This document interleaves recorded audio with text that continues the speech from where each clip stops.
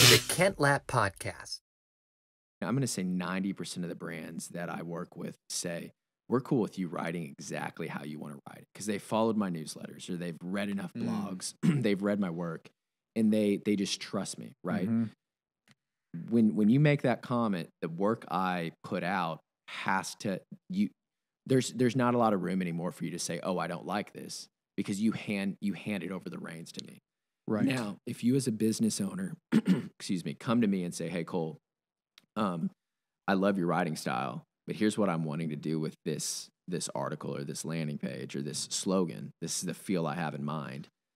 And you put together some sort of brief where you're creating constraints, right? That becomes super easy to measure, where at the end of that engagement, once I turn in the work, we both can sit down and say, did you deliver or did you not, right? Because you've created those constraints on the front end. So I would either say, if you're a business owner and you really love a specific writer's work and you're totally cool with them just going all in on their voice and style and doing their thing, then you have to be okay with on the back end saying, all right, I kind of gave them the reins and I'm cool with where the sled's going. Yeah. But if you tend to be a little bit more particular, which I totally understand, because like, again, businesses and startups are entrepreneurs and founders' babies, right? I just think it's really important on the front end of that engagement to say, hey, this is exactly what I want verbatim, and I'm terrible with words, but like, this is what I'm looking for. Yeah, okay. And then at the end of that, you can say, you can pretty easily define, did the copywriter succeed in what you were wanting him to do, or did he fail? Yes. And I'll also add, like, I know there's elements of that where I kind of sound like I'm a hard ass, but there's been a week ago, I wrote a email sequence where I didn't feel like I delivered and the client wasn't super happy. And it was a $2,900 project. And I just said, I won't accept payment on it. We won't do it. And he didn't like the copy and I didn't necessarily love the copy. And it just, from the beginning, it kind of felt like that date you go on that you're set up with your friends and you feel like it's bound to fail and it's kind of uncomfortable and we don't share the same ethos. And that's what it felt like. But I think we both really respected one another. So we were going to go through with it. And then our intuition was correct and it just ended up being shit. So I don't accept payment there because I don't feel like I delivered. And then he might be able to say, oh, Cole didn't necessarily do the best job for us, but he can't be mad at me because he didn't write a $3,000 check. Right. And so I will also say that as much as it's important for the freelancer to have conviction, they also have to have the awareness to say, yeah, I shit the bed here. Yes. Let's figure something out. Yes, exactly.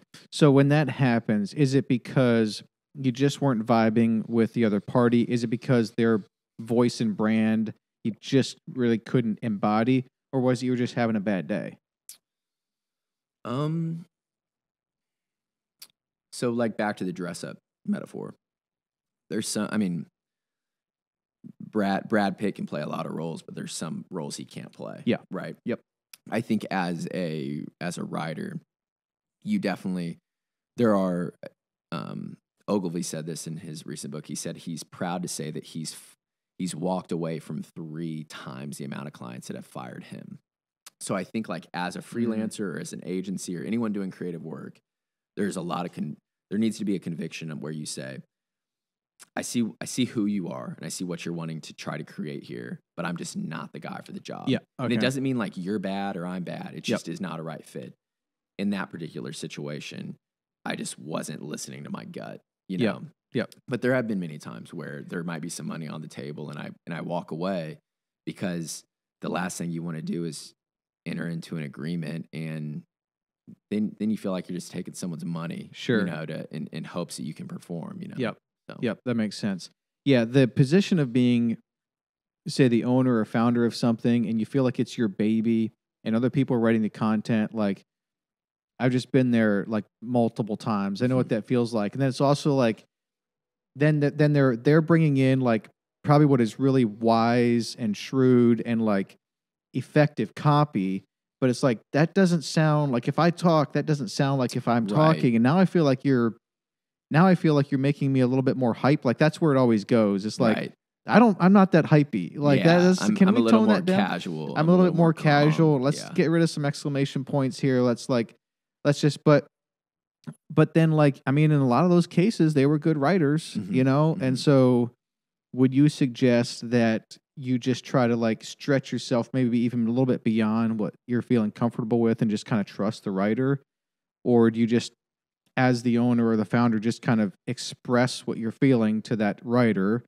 And then if they want to tweak some things, they can tweak some things. Mhm. But if they feel like, nope, I hear you, you're just, you're freaking out a little bit, but no, this is good. This will work.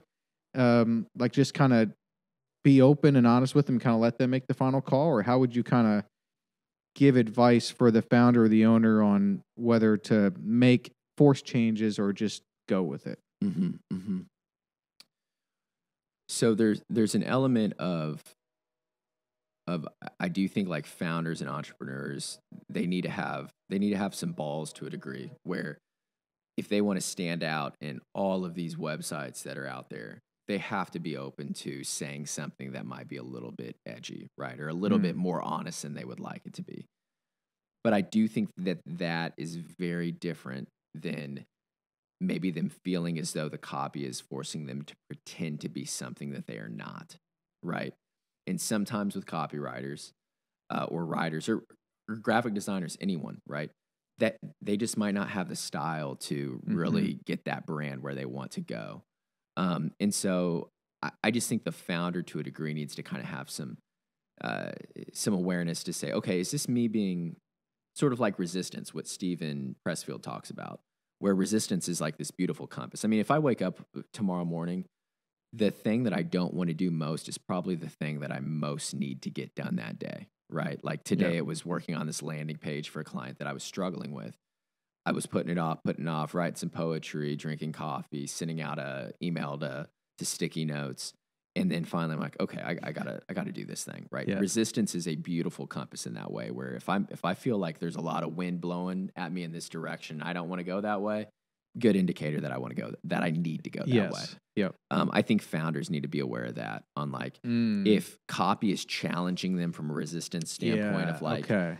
ooh, this that kind of hurts a little bit. That's that's Yes. that's a little bit of a painful direction for us to go in, because we don't. It is a what if, but it feels true. Yes.